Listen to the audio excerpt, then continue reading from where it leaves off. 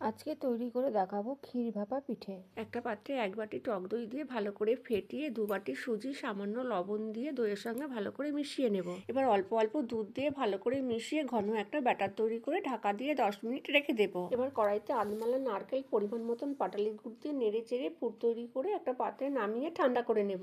এই বাটিগুলোর মধ্যে একটু তেল ব্রাশ করে নেব। 10 মিনিট পর ঢাকনা খুলে ব্যাটারটা ভালো করে ফেটিয়ে হাফ চামচ বেকিং পাউডার, ওই চামচের 4 ভাগের 1 ভাগ বেকিং সোডা দিয়ে ভালো করে ফেটিয়ে নেব। ব্যাটারের ঘনত্বটা ঠিক এরকম হবে।